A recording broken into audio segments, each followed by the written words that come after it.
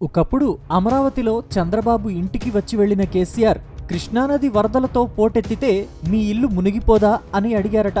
ఎందుకంటే అందరూ చెబుతున్నట్టు అమరావతి ముంపు ప్రాంతమని కేసీఆర్ కూడా భావించారేమో.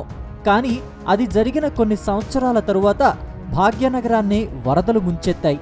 ముంచడం అంటే అలా ఇలా కాదండోయ్, ఆ నీటిలో పడితే కొట్టుకుపోవడమే. ఇక ఇది కేవలం బస్తీలు, స్లమ్ ఏరియాల్లో మాత్రమే కాదు, బంజారా హిల్స్, జూబ్లీ హిల్స్ వంటి ఏరియాల్లోని కాస్ట్లీ విల్లాలు సైతం వరదల్లో చిక్కుకుపోయాయి. కాసేపు అమరావతిని, కేసీఆర్ని పక్కన పెడితే అసలు హైదరాబాద్ ఎందుకు మునిగింది అన్నదానిపై నీతి ఆయోగ్ తన నివేదికలో ఏం చెప్పింది? గత ఏడాది హైదరాబాద్లో వరదలకు ఆక్రమణలే కారణమని నీతి ఆయోగ్ తేల్చి చెప్పింది. జలవనరుల్ని ఆక్రమించడం వలనే గత ఏడాది అక్టోబర్లో ఉపద్రవం సంభవించిందని పేర్కొంది. హుస్సేన్ సాగర్ గట్లు, నాలాలన్నీ కబ్జాలకు గురవడమే సమస్యకు ప్రధాన కారణమని స్పష్టం చేసింది. నీతి ఆయోగ్ తెలిపిన వివరాలను బట్టి చూస్తే ఈ వరదలకు కారణం మానవ తప్పిదాలే అని తెలుస్తోంది. జలవనరుల్ని అడ్డగోలుగా ఆక్రమించడంతో భారీ వరదలు మహానగరాన్ని ముంచెత్తాయని తన నివేదికలో పేర్కొంది. గ్రేటర్ హైదరాబాద్ చుట్టుప్రక్కల ప్రాంతాల్లో ఒకప్పుడు చెరువులు, కుంటలు, బావులు వంటి చిన్నా పెద్ద నీటి వనరులు దాదాపు 1,00,000 వరకు ఉండేవని, వాటి సంఖ్య ఇప్పుడు 180కి తగ్గిపోయిందని తెలిపింది.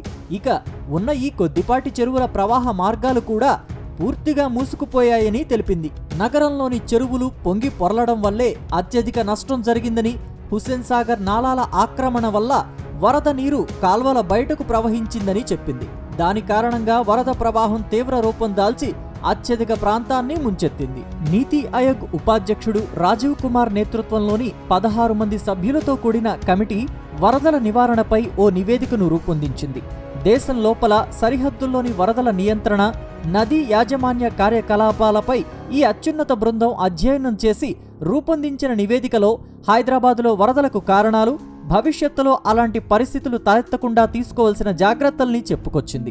గత ఏడాది హైదరాబాదులో వచ్చిన వరదల వల్ల వచ్చిన నష్టంపై ప్రభుత్వం అందించిన నివేదికను నీతి ఆయోగ్ ఉటంకించింది. భారీ వరదలతో 33 మంది మృతి చెందగా కనీసం 37,490 కుటుంబాలు వరద నీటి వల్ల దెబ్బతిన్నట్టు జీహెచ్ఎంసీ అంచనా వేసింది. ఇక నగరానికి 670 కోట్ల రూపాయల నష్టం వాటిల్లినట్టు పురపాలక శాఖ పేర్కొందని నీతి ఆయోగ్ చెప్పుకొచ్చింది.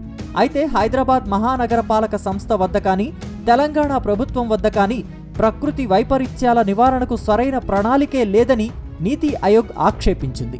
భవిష్యత్తులో ఇలాంటి విపత్తుల్ని నివారించాలంటే జంట నగరాల్లోని డ్రైనేజీ విస్తరణ, పునరుద్ధరణ చర్యలు చేపట్టాలని సలహా ఇచ్చింది.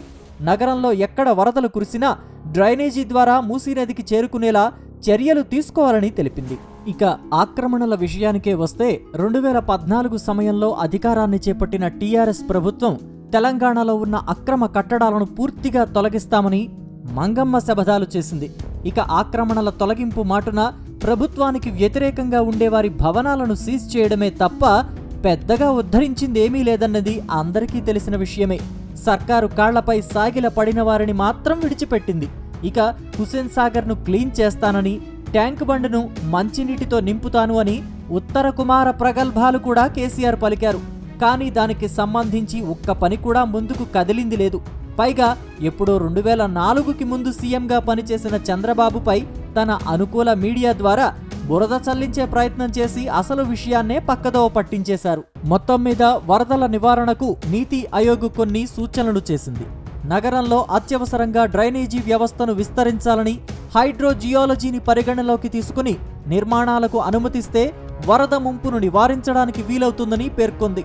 వరదల సమయంలో పోటెత్తే నీటిని మళ్లించేందుకు వీలుగా హైదరాబాద్ చుట్టుప్రక్కల ఉన్న 180 చెరువుల్ని ఆధునిక సాంకేతిక పరిజ్ఞానంతో అనుసంధానం చెయ్యాలని సూచించింది. నాలాలను పునరుద్ధరించి ఆక్రమణలను వెంటనే తొలగిస్తే మంచిదని తెలిపింది.